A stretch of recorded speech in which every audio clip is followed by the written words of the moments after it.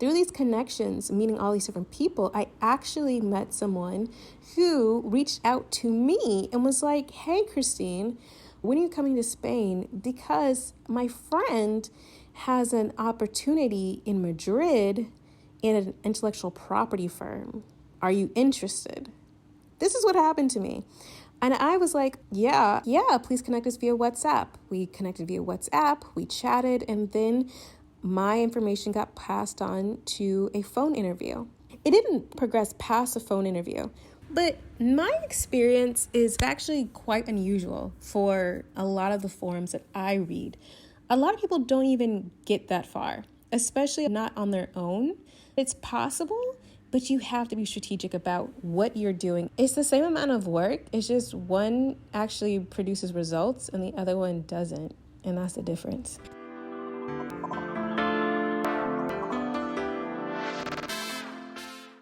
Hey everyone, welcome to Flourish in the Foreign, the podcast that elevates and affirms the voices and stories of Black women living and thriving abroad. This podcast centers Black women and also explores living abroad as a pathway to wellness, and wellness in all of its many forms: financial, professional, physical, mental, emotional, and spiritual. Welcome to the show and welcome back if you are returning. Hello. I am Christine Job, the host of Flourish in the Foreign and also a Black American expat living and thriving here in Barcelona. I am not only the host, but also the creator, the producer, and just generally the everythinger of this here podcast. And, this podcast truly is a labor of love, but, labor nonetheless. And that is why I'm asking you all to please support this here podcast. Now, there are 5 ways for you to support Flourish in the Foreign. The first one, become a Patreon supporter of Flourish in the Foreign. Go to www.patreon.com/flourishforeign. The second way you can support this podcast is by Cash App. You can Cash App the podcast at $flourishforeign.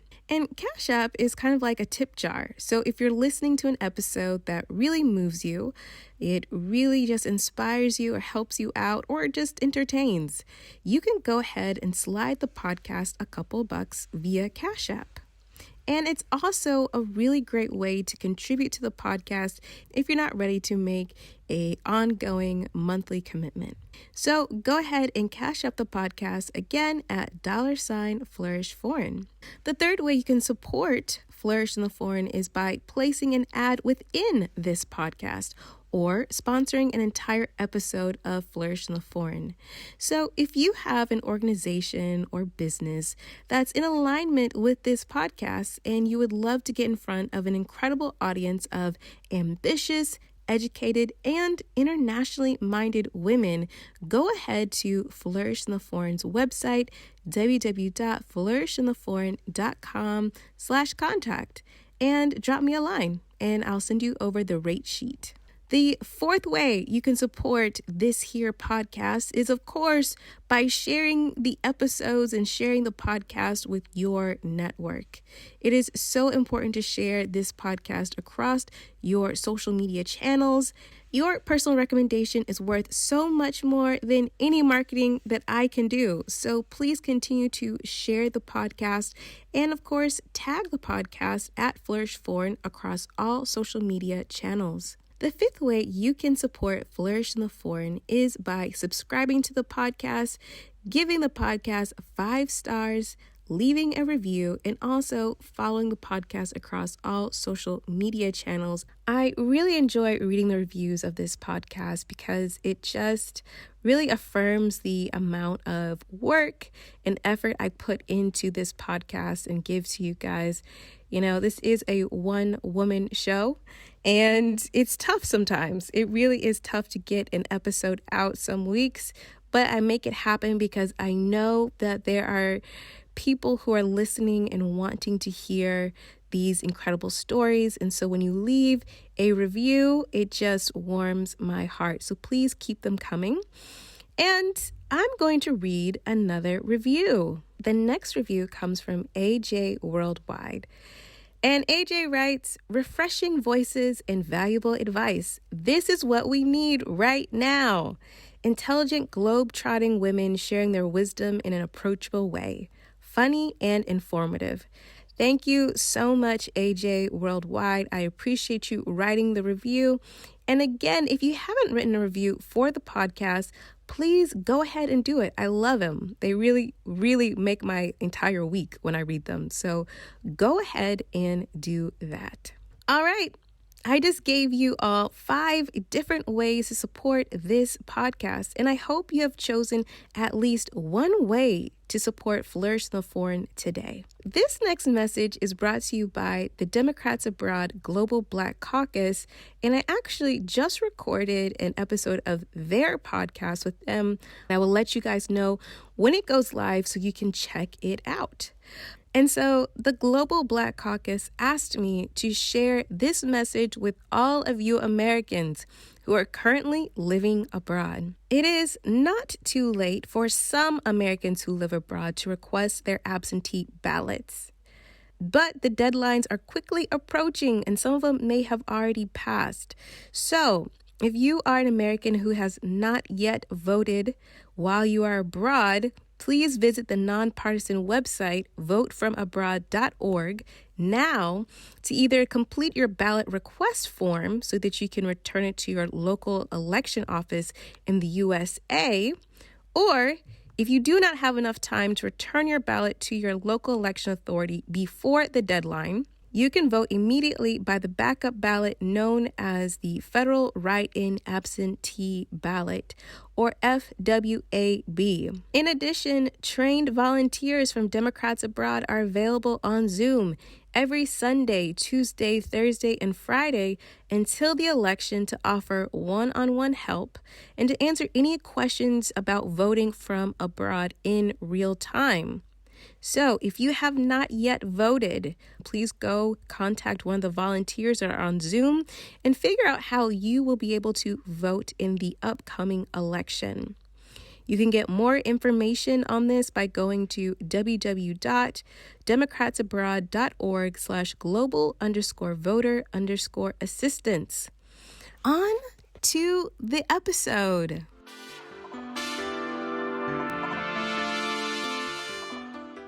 This episode is real different. It is. It's a little bit of a mashup of past episodes because what I've noticed is that the constant refrain I'm getting from a lot of you is really wanting to know how to land a job abroad, how to make it happen. And I ask all my guests how they support themselves abroad, and many of them have many different ways in which they do it. And so I thought this episode would be really helpful for those of you who's just not really sure about how to make it happen. I've created somewhat of a mashup of some of the different guests I've interviewed, talking about how they landed their jobs abroad or how they created their own opportunities abroad. And I really think it's going to be very, very impactful because sometimes, you're listening to the episode and they're sharing so many different amazing stories about how they're living abroad. Maybe you didn't actually catch how they support themselves abroad. So I really feel that this episode is going to be a game changer. If you are not sure how to support yourself to go abroad, or maybe you're trying to pivot and go into some other direction so that you can thrive while you're abroad, listen up because this episode breaks it all the way down. So let's start with Barbara. Barbara of Going Global with Barbara, her episode about living in Jordan was phenomenal. But as some of you may know, Barbara is not only an entrepreneur, but she's also an international talent acquisition specialist. Okay, so she knows how to get a job abroad because it's her job to place people abroad. So if you didn't catch her original episode, you'll definitely want to go back and check that out. And Barbara actually has a bonus episode that I've opened up to the entire audience for a limited time, in which she actually digs even deeper about very specific actions you can take, websites you can go to to help you land a job abroad. So if you haven't checked out the bonus episode, be sure to go do that as well. But I'm going to let Barbara kick us off and tell us exactly how to start. There are a number of ways that people in the US can look for international opportunities. You can start with LinkedIn. Watch a quick YouTube video on Boolean search strings if you don't already know how to do it, which is to build a search string that will connect things like international, recruiter, or location, and your keywords about your career field. Build a search string phrase, and you will be amazed.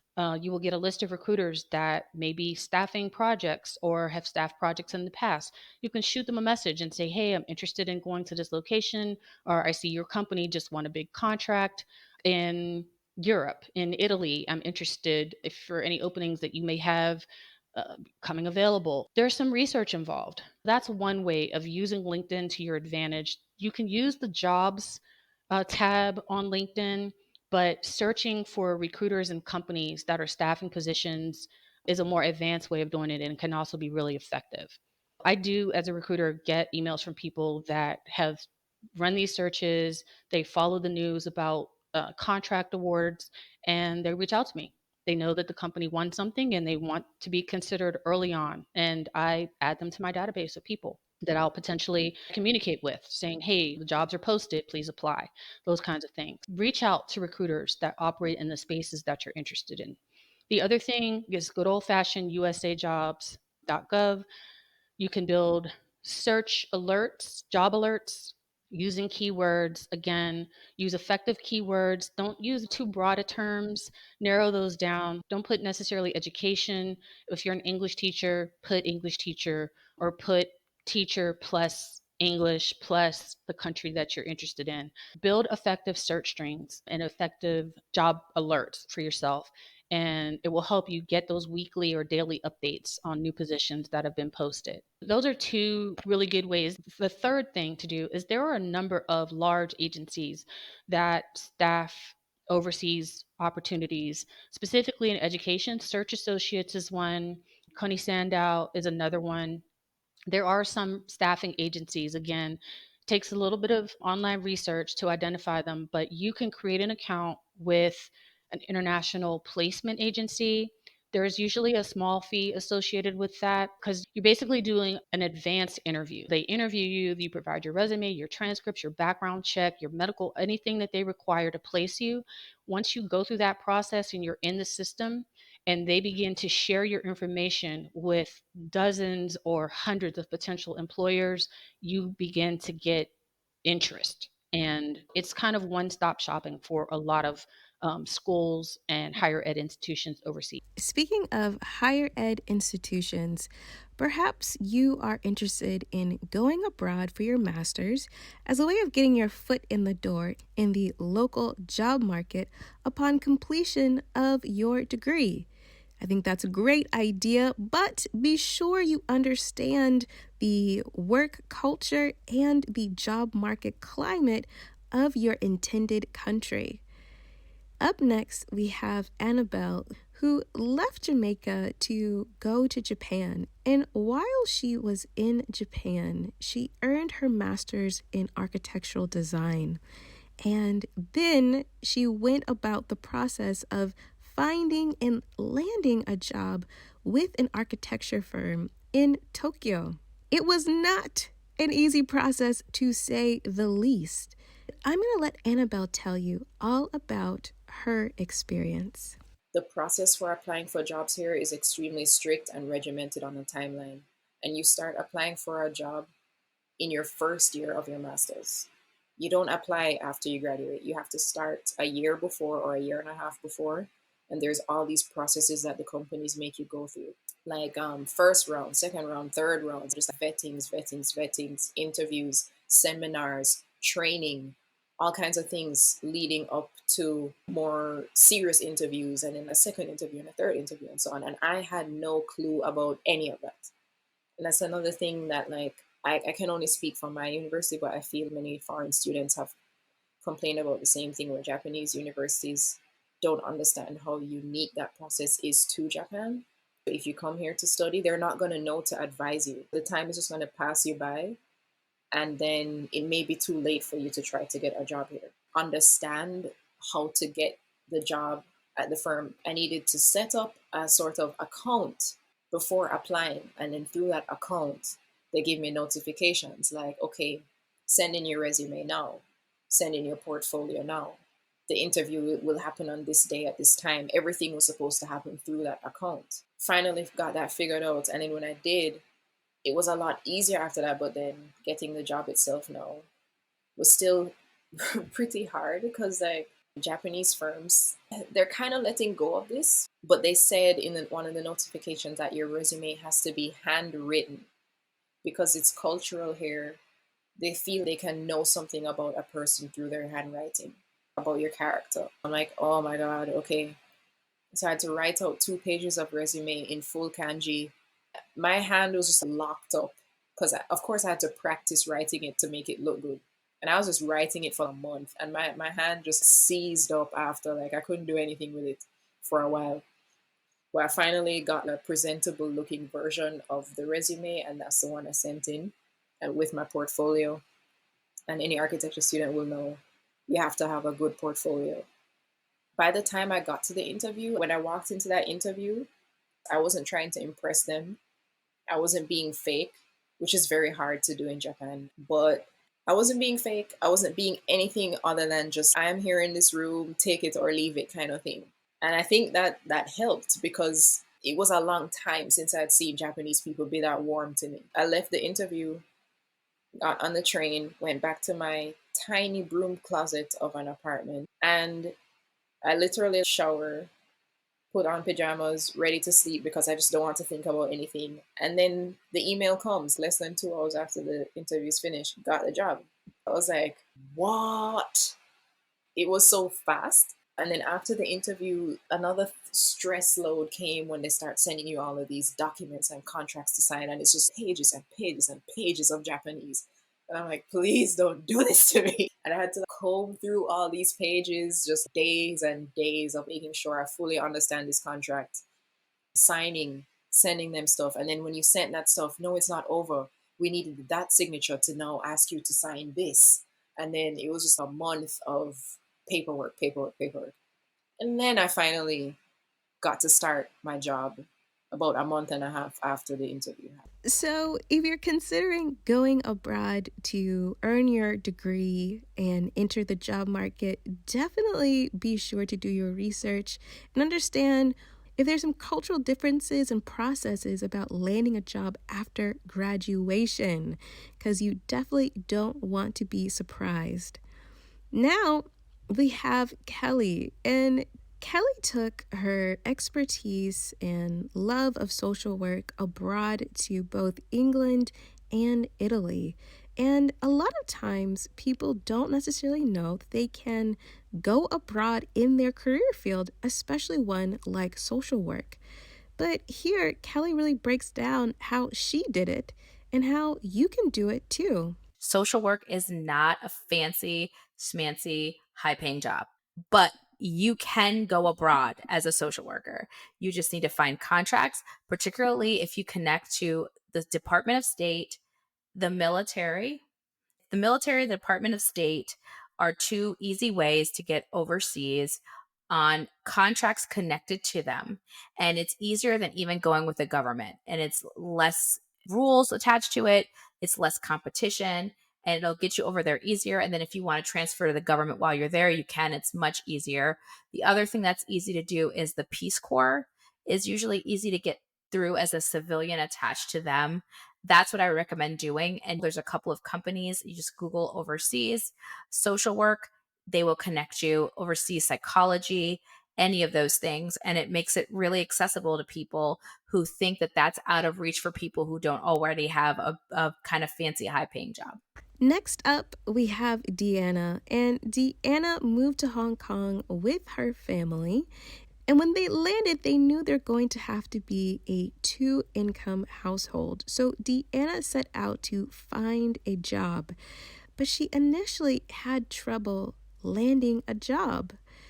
Here she explains what were the differences and what were some of the obstacles she had to overcome to land a job in Hong Kong. I would try to go for job interviews, but no one was hiring me because I was very American. But to the point where like there were certain things like how to set up their resume for here, how to format it, even what size it needs to be or what to say was foreign to me. No pun intended, but it was foreign to me. I didn't know how.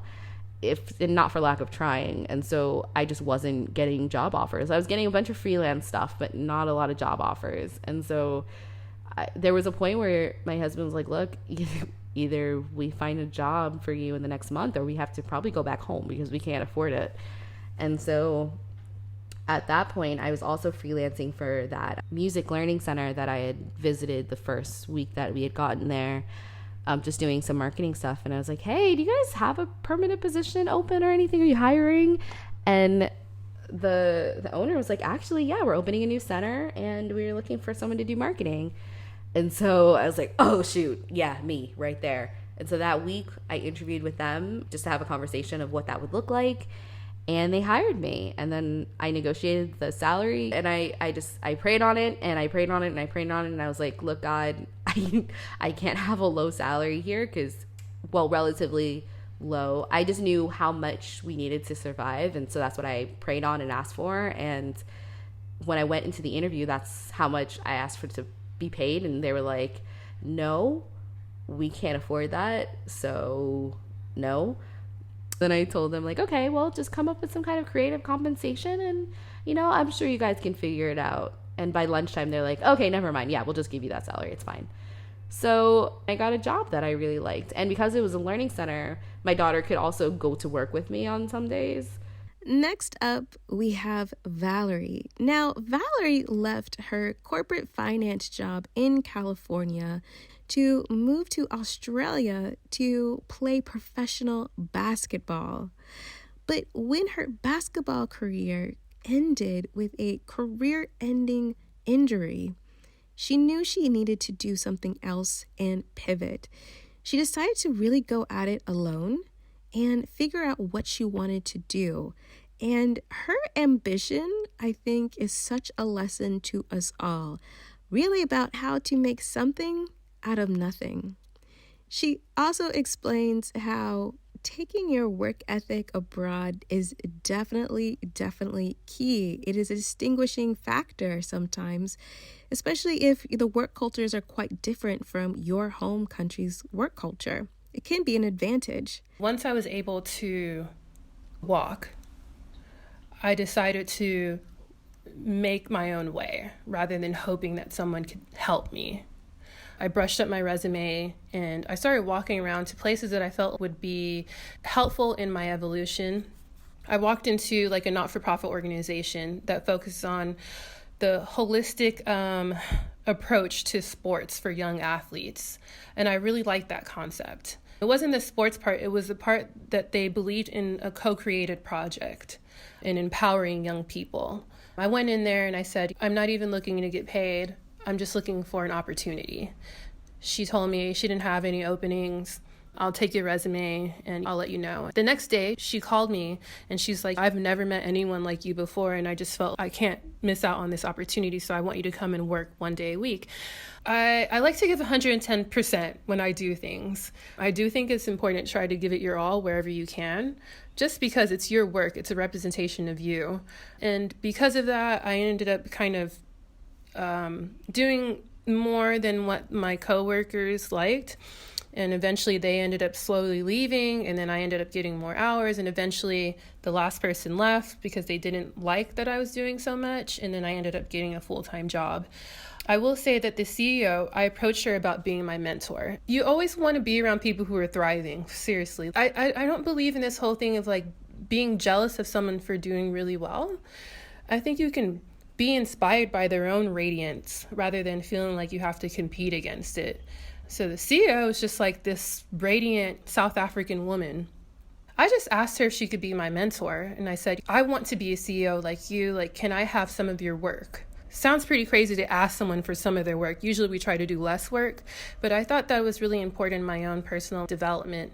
And she believed in me so much that she risked her own job to get me permanent residency here in Australia. And so because of that, we're still really close to this day. Now we have Jules, who landed a job in Iceland, and her experience of not only landing a job, but working in Iceland. And I think her experience working abroad is such an important lesson in having work-life balance, even while working abroad. A big part to me of job searching, whether it's abroad or in the United States, has always been to follow up.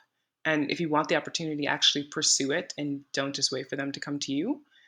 I would regularly, after getting my application in on time, I would follow up via email, or if I could call them, I would. And I was getting responses. I mean, sometimes it would be like, oh, we decided to go with this other candidate, or we're looking for whatever else. And that was fine, as long as you're getting an answer. Of course, it's always harder when you don't know. And finally, though, we found a job. I was quite lucky that tourism was booming in Iceland, and they needed at the time to have foreign influence because they don't have the same types of people doing digital marketing, or they don't really have like an emphasis on it here in the country. They're building kind of that curriculum more, or people are going out of the country to get that education, but there aren't enough people who can provide that type of value. It has created a space for foreigners to come in, for sure. The next day after I landed, I went straight to work. And I purposefully did this. And that helped me because I am one of those people that, even though I want to feel I belong, I need to have a purpose when I get someplace. Some people, they need to relax and absorb the atmosphere and whatever. No, me, I want to feel like there's something I am literally working on. There's a goal right now. And my goal was to come in and make a difference for this company, to get to know them, what their needs are, how I can add value as much as possible. And what's crazy is that in 2016, Iceland had one of the best summers that they'd had in a long time. But I was too busy working and not realizing that when summer is good in Iceland, you take advantage of it. Or any day, actually, is good. If you're having decent weather, you take advantage of it. And the people in the company, I used to think they were really lazy. And I'm coming from New York attitude, so you have to remember this, of like, you just got to get it done. And also, summer exists all summer, whereas here it can feel like fall and summer and winter all in the same day in a summer month. If it's feeling like summer, you should just go outside. And people were doing that. They would come into work, leave at 2:00 in the afternoon or whatever, and I'd be there till 6 or 7. I wasn't aware, and people were trying to tell me, but I wasn't listening because I was hell-bent on doing work and providing some type of value that I kind of forgot to be a person a little bit. Okay, next we have Aitia, who left the Bay Area to go on a whirlwind, literally around the world, to figure out where she wanted to live. And she decided on Australia, and her initial idea was to start her own business. When things got a little bit complicated, she decided to go back into her career field, which was in construction. And she tells us how she landed a job in construction in Australia. It was primarily between job boards and recruiters. So, and anyone that I could find that knew someone who knew someone. I'm not shy. I'm very willing to put myself out there and saying that this is what I'm looking for. Seek.com seek.com.au is a big job board that's here, Indeed as well. I had some connections in the States with some people, for Jones Lang and LaSalle. I was like, hey, do you have anyone that you can put me in touch with here in Australia? Reaching out to existing contacts with that. But how I ended up actually finding my job was through a recruiter. And I was paying attention to the job boards and seeing which recruiters, which companies were putting out the kinds of jobs that I was interested in. And then I'd contact those recruiters directly and say, hey, this is what I'm after. A job that I applied for, that job wasn't the one that the recruiter thought that I'd be. He basically was like, hey, there's another job that I think you'd be even more suited for. And he put me forward for that. I will say, I very much had to negotiate the terms myself, or rather I felt more comfortable to negotiate because this is not really a culture where people push for things. I don't know if it's my New York ways or whatever, but I'm not someone that takes no very lightly. So I had to definitely negotiate my salary and definitely prove that I had the experience, because there was a lot of translation. Although we're all speaking English, there was still translation of titles and experience that I had to do, like literally at times drawing on a whiteboard for them to understand the experience that I had. And I had to negotiate the terms of me, being sponsored by them as well, because at first they were only going to offer a 6-month position, and I was like, no, I need a full-time position and I need you to sponsor me. But those are all things that I had to negotiate myself. The recruiter wasn't willing to put me forward for the amount that I said that I wanted to be put forward to, so I was like, please step aside. Thank you for getting me in the door. I will finish this. Thanks. Definitely, confidence is key. Making sure that you are your best advocate is definitely key as well. All right. Up next, we have Carla. And Carla has been an expat for the past 10 years, has lived in 5 different countries, and has been a career professional in higher ed throughout it all. And Carla actually has a business helping other career professionals, land jobs abroad and prepare for that transition. Now, full disclosure, after Carla recorded this episode for the podcast, she actually became a business strategy client of mine. So I just want to disclose that. But now, here is Carla. You can go through a search firm if they are recruiting for a position that you're interested in, but there are various opportunities that are posted publicly that you follow the trail, the application process, the interview process, and land a job. That's how I've landed all my jobs. I would say this: be very careful about agencies that are asking you to pay them upfront. Research them. How reputable are they? What is their rate for placement? Things of that nature. Who's paying that money? Are you paying that money? Is the organization paying that money? Do your research. Look at more than just salary. And I think people tend to just say the salary, the salary, the salary. No. Look at the benefits. What is the insurance? Is there a housing allowance? Is there a car allowance? Are there other allowances that they provide you that adds up to the overall package that is very sustainable for you or your family, versus looking at just the cash amount? Especially when you're working in, for example, emerging countries, your cash salaries are not going to be the digits you may want them to be. But are there other things that compensate, such as a low cost of living, such as they provide you housing, such as they are paying for schooling for your children? What are the other things that you have to look at to figure out, is this workable for me? It's not a one size fits all when it comes to offers and packages. Whether you are solo, whether you're a family, what's the cost of living in the country? For example, Singapore, the cost of living, it's relatively high for expats. The most expensive commodity is housing that you're going to spend money on. Does your package include housing? Does it not? If it doesn't, does your salary is equivalent enough that you can find an appropriate housing accommodations for your needs? And that means solo or family. Sometimes you have to make sacrifices in order to move to the country you want. Whether you're fresh out of college or you've been working for a little while and you want to take the leap, prepare. Make sure that you are mentally ready. You have a mindset to live abroad.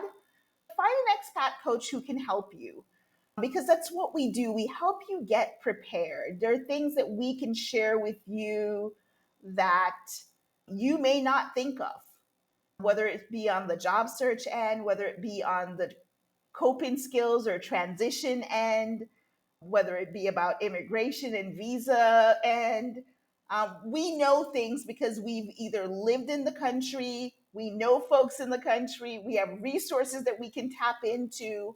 Find folks who are abroad to help you make your journey.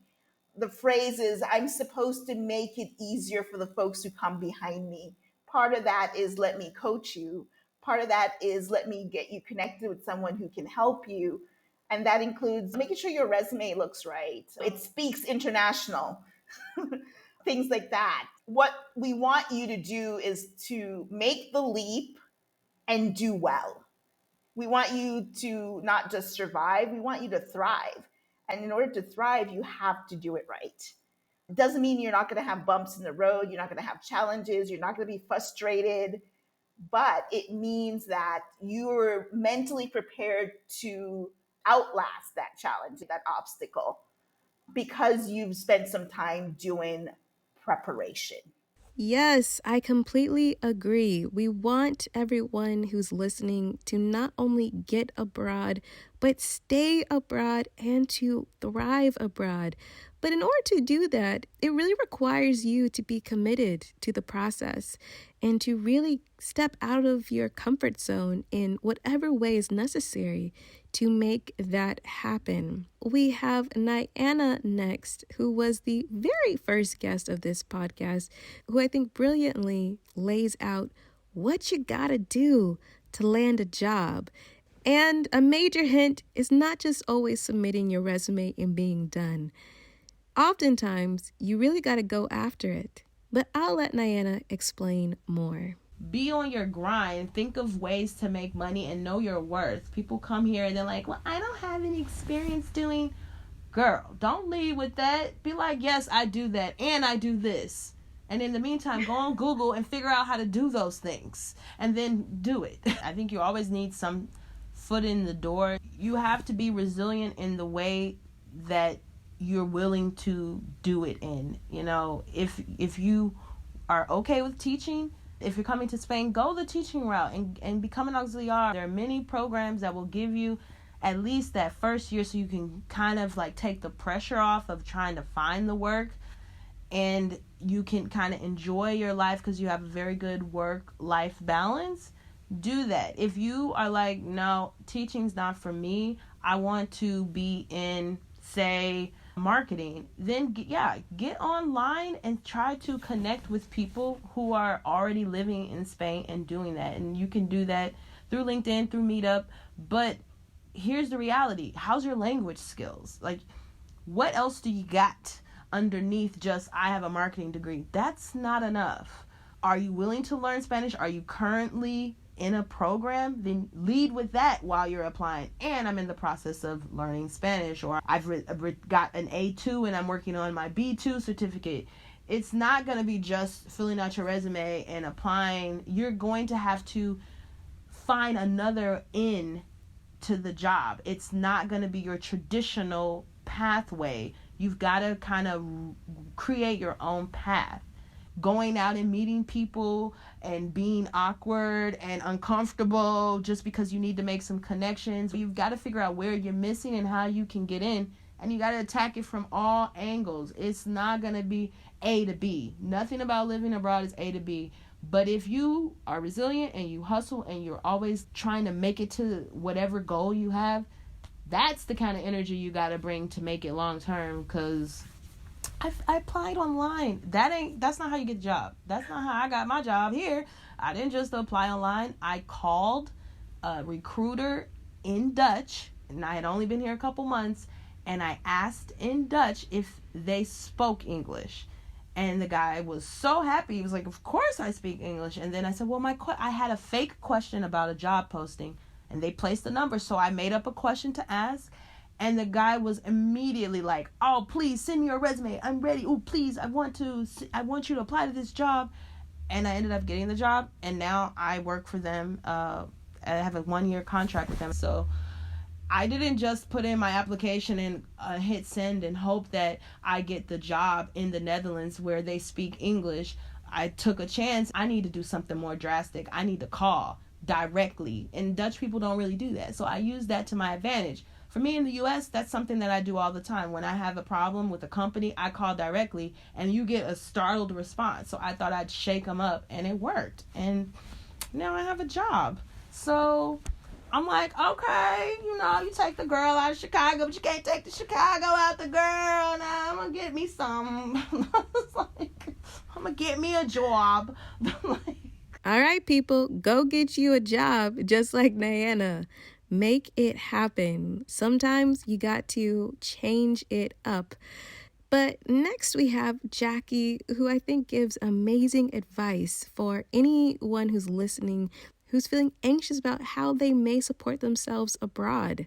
Definitely have a listen. And so to Black women who want to do it, there are a couple possibilities. Like, some people don't necessarily want the quote unquote insecurity of doing it for yourself. Like, I am an entrepreneur. I make my own money. I choose my own schedule. So for those who aren't ready to take that leap, I say remote work is such a big possibility. Actually, just getting a job where you work remotely for a company that is hopefully like US or European base. So you're either getting paid in euros or you're getting paid in dollars, because euros and dollars will take you far. And it's just figuring out which company, if that is the path you want to go, is a good fit for you. And right now during COVID-19, it's such the perfect time to do it, because most people are working remotely anyway.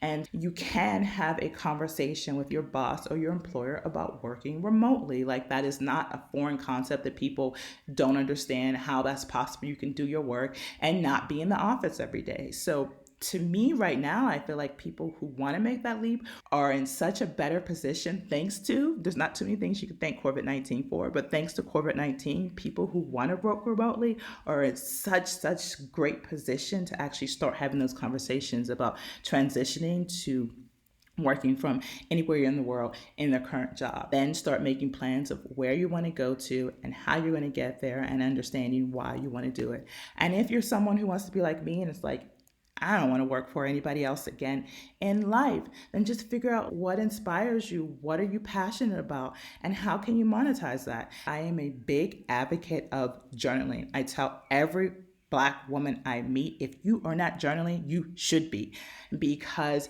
getting stuff down, pen to paper, just your thoughts down, even if you're not clear, you're like, I don't know what my skill is. What do I have to offer the world? If you just write it down, even if it doesn't make sense, just write down things you like doing, enjoy doing. I guarantee you, if you journal for 15 minutes a day for 2 weeks, at the end of that 2 weeks, you will be so much closer to understanding what you want to do in life. And it may be you want to teach people how to sing, and you can make money teaching people how to sing online. Whatever it is, just go out and do it. I truly believe if you're not doing something that makes you happy, you ain't living your life right. First thing is to believe you can do it. If you have the belief that you can do it, you are capable of anything. And I say that again, particularly about Black women. We are miracle makers. I mean, we truly turn garbage into gold, lemons into lemonade. Like, those things are very, very true. And you just have to believe that it is possible for you, because I think everything that manifests itself in this world begins with the thought, the idea that you can do this. I think that's another lesson that really was honed in from my years in Silicon Valley, right? All it takes is an idea. And that idea can be big or small. That idea can be something as simple as you want to wake up every day filled with joy. Or it can be something like you want to change transportation on this planet from how people get from point A to point B, that Uber story.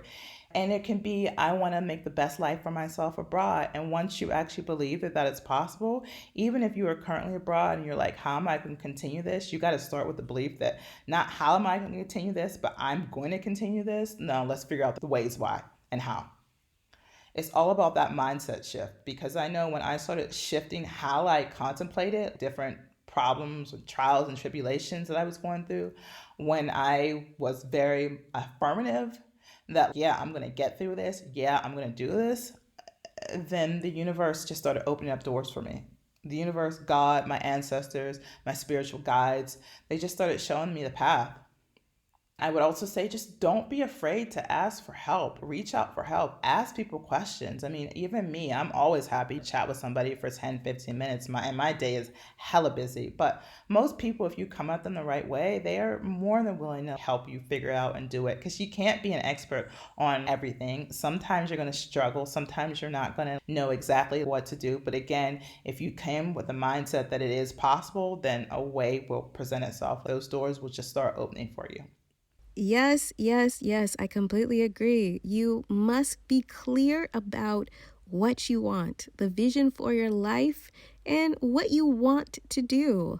Once you are very clear, you set that intention, a lot of things start moving. And you may be thinking, that's well and good, but maybe your profession is something that's not usually digitized or digital.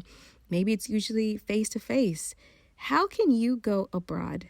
Well, there are plenty of ways to think about going abroad. But next we have Cinnamon. I think she gives spot on advice on how to become an entrepreneur and go abroad. Have a listen. Well, I guess the thing first would be if you are in like the professional services, your lawyers, your accountants, your doctors, what have you, you actually are at a huge benefit because there's a lot of people that need your expertise. You just have to digitize it and tell the audience that this is what you do. So, for example, let's say you're an accountant and you have a lot of tips for small business owners. Now, accounting is going to be different based on what state and what country and all that other stuff, but you can market to the audience that you live in. If you want to do that through ads, online ads, you have a very specific way of marketing to people who live in certain zip codes. And you can create digital product. You can create workbooks and guidelines and books specifically for small business owners and sell that. Or you can still consult to these small business owners and sell that. I think the thing that a lot of small businesses struggle with, like marketing and advertising, is just they don't even consider it. And that's the way that you go from having 5 clients to having 30 clients to scaling. People need to know about you. And the way that digital marketing is at this point, you can get so detailed. If you want to be in front of a woman who has 3 kids, who went to this school and has friends that live here, you can literally do that. Like marketing has gotten so absolutely specific right now that you can be in front of whatever audience you want. Now, the key is you have to give that audience content that is valuable to them. And then once you build a platform of the audience, they're going to tell you what they need help with. Whether you're doing YouTube videos, whether you're doing blog posts or podcasts or whatever, you're going to start to hear the same question over and over again if you've done a good job of niching your market, of determining who your target audience is. They're going to tell you, they're going to say it in the comments, they're going to be in your emails, and then you're like, oh, okay, y'all need this. And then you develop that product. But it's so many things that you can consider. If you're in a business and let's say you don't have a professional degree, this is Google world. You know what I'm saying? Like you can learn a new skill. If you want to learn digital marketing, Google got a free certification. Google it. You know what I'm saying? You can start showing people how to do Google ads and how to get more people to their business. You can do a variety of things. You just have to know that your money doesn't have to come from somebody telling you this is what you got to do. If you know how to problem solve and you see your audience with a problem, fix it. Find out what it is and fix it. And if you already in a certain industry, think about the problems you have in that industry and how can you solve it. And also think about the software you use in your industry, because there are a lot of software companies that offer affiliate commission, of course, is one name for, or referral commission for referring people to their business. And software businesses are awesome because usually to be efficient in your business, there's several different softwares you probably use. And all of those programs have an affiliate program. So if you create content or show how you may use this software or how you can use it more efficiently, the software company takes notice and you get affiliate commission off of the people who start to sign up for the software. So there's a variety of different things you can have going for you at the same time. So you're not just trying to get money from one area. And you just have to sit down and look at that. Like, okay, maybe you got some money coming in from YouTube. Maybe you got some money coming in from these affiliate links. Maybe you have some money coming in from digital products. And maybe you have some money coming in with some one-on-one clients that you're working with.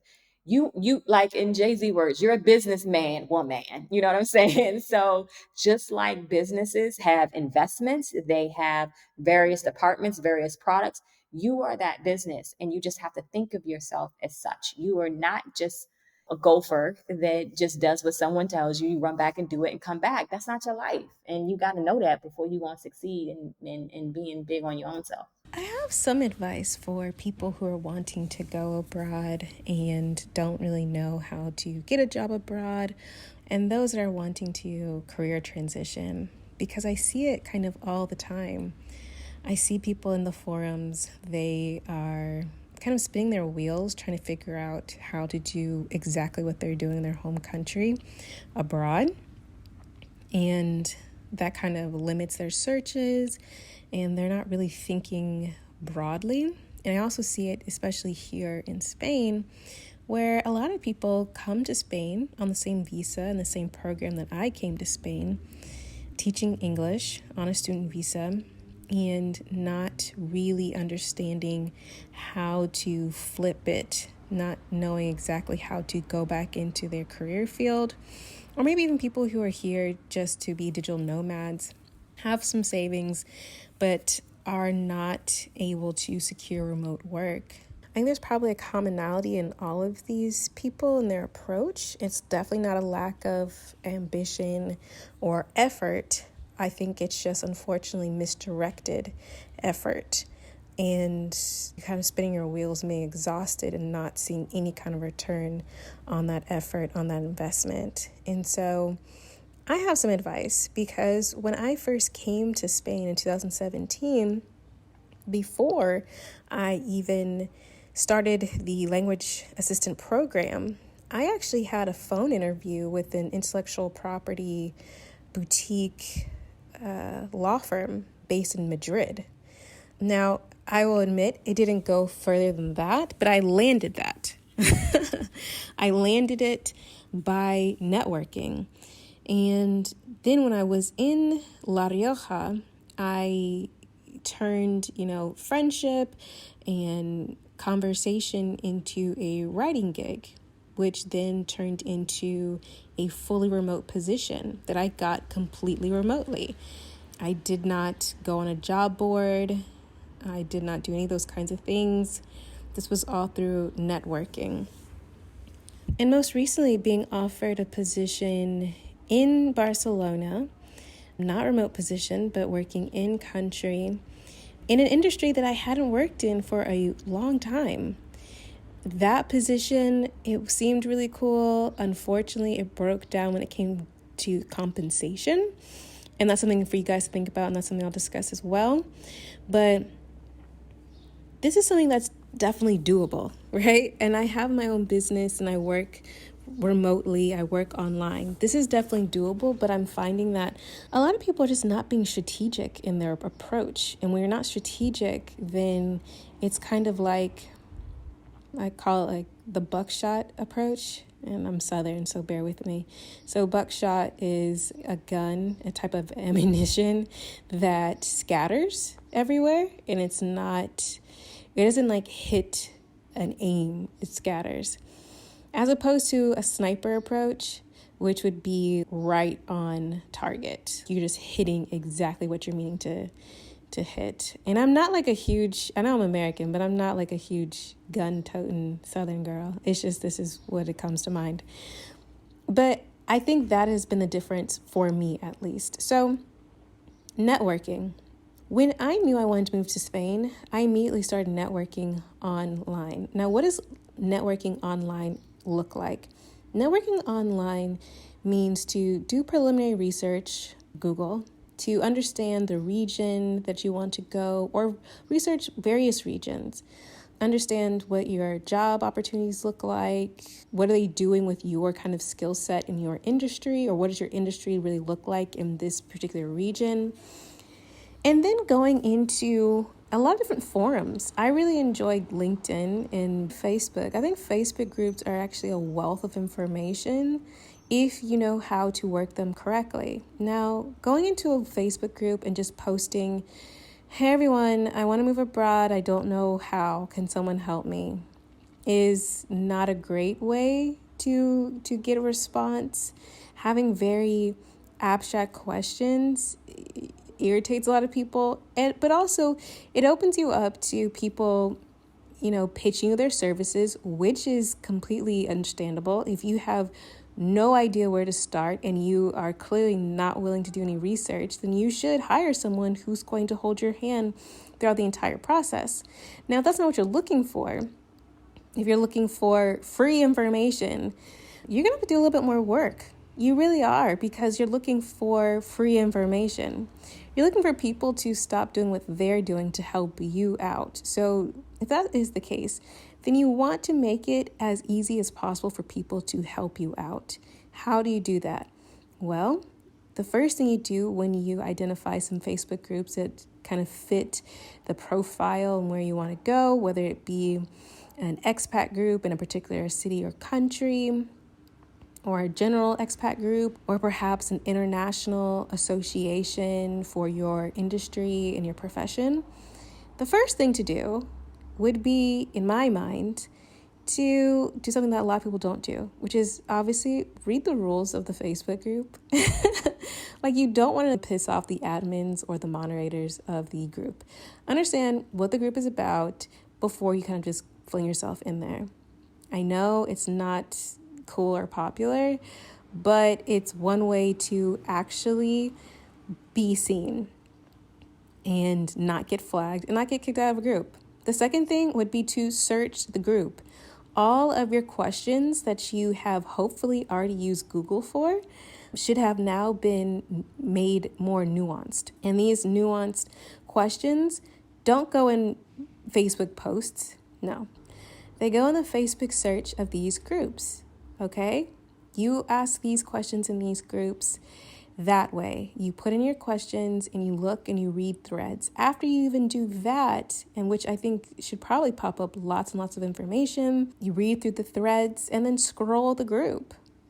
These are things that can help you assess whether this group is even, going to be helpful for you or not. If it's going to really provide the kind of information you think you're looking for. And I say you think you're looking for because I think that until you are settled on a specific region, a lot of things are kind of what you imagine them to be, how you want them to go, how you expect them to go, without any real research as to industry or culture or, work style. A lot of the questions, a lot of assumptions you have are just made up until you actually talk to people and you actually do that research. Another thing I would recommend is after you have done that, then you can post in the group, introduce yourself, and talk about what you're looking for, but also what you have to offer. Yes. A lot of people forget to add that part. A lot of people do not put anything down where they could offer to the group. Regardless if it's an expat group and you're not an expat and you've never been an expat and maybe you've never traveled before, there is something that you can offer to the group. There is.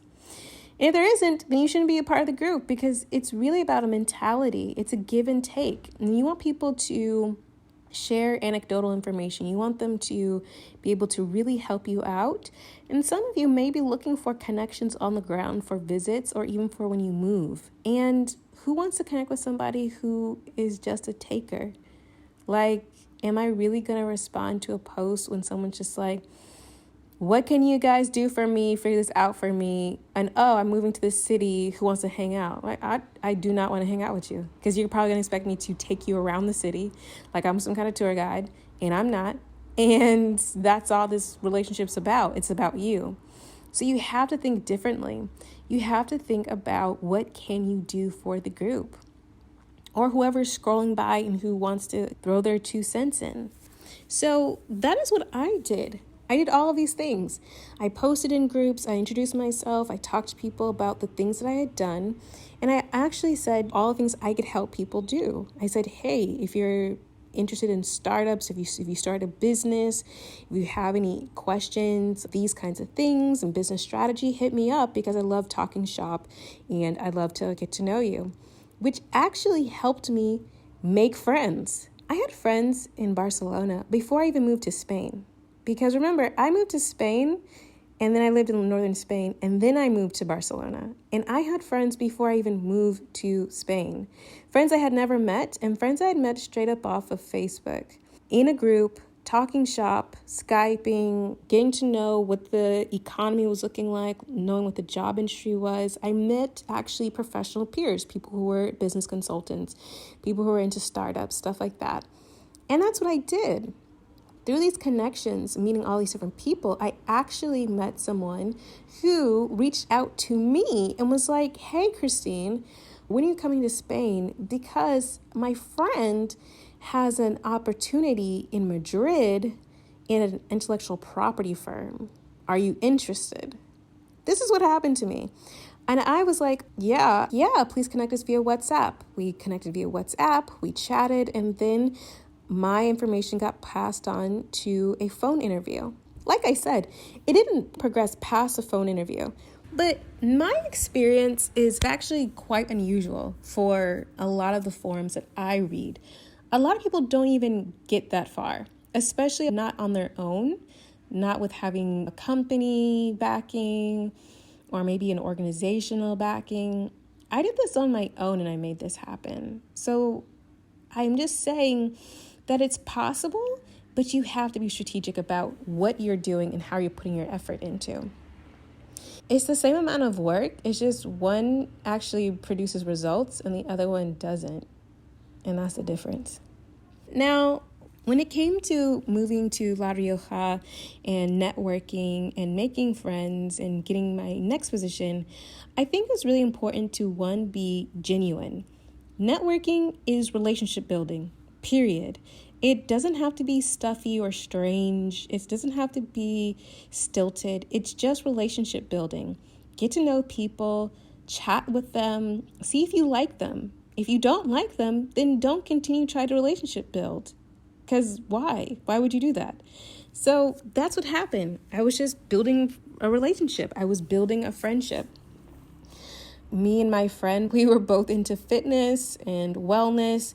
And so participating in those things and then talking about careers and jobs and things like that came naturally. It came naturally. And me offering my 2 cents in certain things came naturally as well, which helped me be in position for when there was opportunity to write for the organization, to be pegged for it. And then also for when there was an opportunity to work as a sales and marketing manager and really business strategist, I was pegged for it as well. So when you think about it, I think it's important to position yourself always with, one, people that you like, but also professionally with people that are doing something that you want to do or in a realm that you want to be in. My friend had a completely remote position. She was working as a language assistant, but she had a completely remote position. So of course, I was very intrigued by that and I wanted to know more. That wasn't the only reason we became friends, but that's what I'm talking about. You have to position yourself around people who are doing the things that you want to do and making it happen. In regards to landing a job in country, I think that my American ambition and I guess just persistence really helped me out. To make a long story short, the cutoff for this application for this particular position had ended early because they had received hundreds and hundreds of applications. I was in the midst of self-doubt and imposter syndrome. I was revamping my entire resume because, like I said, this was in an industry that I hadn't been in for many, many years. So I had to reconstruct my entire resume and make sure that I could really showcase that I had the expertise and I had the skills to do this job, because I did. It's just I hadn't been doing it for a long time. So I completely reformatted my resume into a skills-based resume, showcasing line by line everything that they were looking for. And I submitted my application late. They had already cut it off, so I had to find an email on their website and submit it. And then I decided to take a chance on something that I used to do all the time in Atlanta as an entrepreneur, and actually in Miami when I was a law student and I was trying to get internships and trying to get mentors, which was I roll up on people. That is what I do. I roll up on people because rolling up on people forces the situation. I know some people are like, things go wrong. Things can go wrong. But guess what? At least you know what the situation is. So it forces people to say yes or no. And it puts the ball in people's court. Like, I'm here. Tell me yes or no. So that's what I did. I rolled up on them, obviously very nicely. I had a thank you card because I am Southern. I'm Southern to the core. So I came with a thank you card to thank them for their time, for even considering me, which was something that no one had probably ever had done. Like, it was completely strange and different, to the point where I actually got to sit down with someone that was working there. And she was just like, tell me all about you. And I did. I had an opportunity to sit there and have a conversation about this position ahead of all these people that had actually submitted their application in on time. Now, definitely try to submit your application on time. But if you don't, it's okay, I guess. I had that opportunity. I had to sit down and I had to pitch myself. I had to sell myself, which is something that I'm very comfortable doing. And if you're not comfortable doing, I highly suggest you become comfortable doing, because that is just really important in this game. So I did that. I didn't hear back. I wasn't sure if I was going to get it. And then all of a sudden I got a interview request. I met with the CEO. That was really awesome. And then COVID happened. Sucks. And then after a couple of weeks, I actually came in to talk with them again, and they offered me a position. And we really couldn't go further because of the compensation. It just wasn't what I was looking for whatsoever. And I think this is something that people have to really understand. Now, I understand in Spain, there's a weak economy and people just don't make that much money. But I think it's also important for people to use their critical analysis skills. The company I was considering was not a Spanish company. It was based in a different country and had extremely high-end clients doing very high-end services. So for me, this was unacceptable because I could do math and this wasn't going to work out. I think it's important for you, as you're going forward and you're trying to work abroad or find a job abroad, to use your critical analysis skills. Like, try to actually understand the situation, but also try to really hedge your expectations. What can you fully expect? What is really going to be able to happen for you in this country? And in what industries, so that you understand exactly what you're going for, what you're up against, and you can really decide if this is even for you. And if it's not, then maybe you should decide on a different country or region. Now, I'm also a business strategist. I've been a business strategist, like I've told you guys, since I was in law school. And I've recently added another service to my business strategy business, in which I am really helping women of color, Black women, leverage their expertise and talents into viable and sustainable, yes, viable and sustainable online businesses that are not only professionally fulfilling, so important to be doing what you want to do and not just doing something to make money so you can do what you want, like that whole thing. No, professionally fulfilling and financially abundant in whatever that means to you. And I'm helping women do that. And it's been so rewarding, because I really firmly believe in women of color and especially Black women being able to utilize their experience and really work for themselves in a work environment that just systemically undervalues Black women. It really is just so empowering, and it gives me so much joy to help Black women and women of color to really find their voice and find their confidence, to really cultivate a life that they are wanting to live. A life of financial wellness, professional wellness. That is what I'm all about. I take a holistic approach to my strategy, and I think it's important to think about. And so that is what I do. So if you are interested in learning more about what I do, please let me know. You can find out more information about me at christinejob.com, or you can learn more about the podcast at, of course, www.flourishintheforeign.com, where I'm actually going to be uploading some more great resources to help everyone who wants to get abroad, and stay abroad. But also for everyone who's listening who is currently abroad and maybe you're just not professionally fulfilled, right? And maybe like financially it ain't abundant. I'm going to start uploading some more resources about those topics as well. If you have any questions or specific themes you'd like me to cover, let me know. I would love to help you out in any way that I can. I hope you all enjoyed this episode. It is very different than the past episodes that I have put out there. Let me know what you think. Let me know in the comments of Instagram posts, on Facebook, on Twitter. Email me, whatever you like. Definitely let me know what you guys think of this episode. And if there are other kinds of themes you'd like to see, I would love to hear from you. Also, if you identify as a woman of color podcaster, I would love for you to join me as a member of the WOC Insiders Podcasters membership. So perhaps you have been inspired by this episode and you're like, how can I put myself out there to market my skills so that people know that I'm an expert in my field, in my niche? How can I reach my target market? I highly suggest podcasting. It really works. It's been a game changer for me.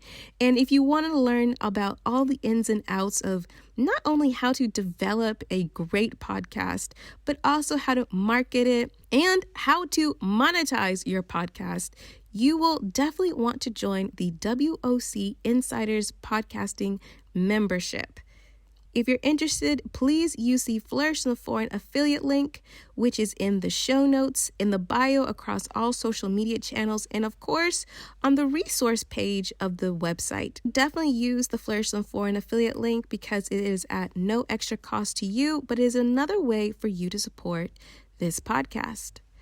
And thanks to Zachary Higgs, who produced the music of this podcast. Zachary is just a fantastic producer. If you need music for your upcoming podcast or your upcoming project, definitely hit him up. He is a whiz at music and he can definitely create whatever you're looking for. I will leave all of his information in the show notes.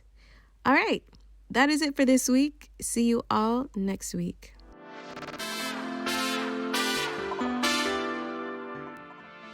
On the next episode of Flourish in the Foreign. They couldn't understand a Black person, specifically a Black person that they, in their mind, looked so Tanzanian, because they kept telling me, oh, my features were so Tanzanian, like my nose and my cheekbones and all, like they were very specific. And they told me exactly which tribe I came from and they showed me pictures. And I learned that there was this thing, especially in the larger cities like Dar es Salaam, that there were some younger people who were trying to pretend to be English. And so they would speak English and they wouldn't speak Swahili, and that was very frowned upon by the older generation. So they were wondering, was I one of those young people who didn't want to speak Swahili? And I had a hard time just explaining to them, I genuinely don't speak Swahili like that. I'm not African.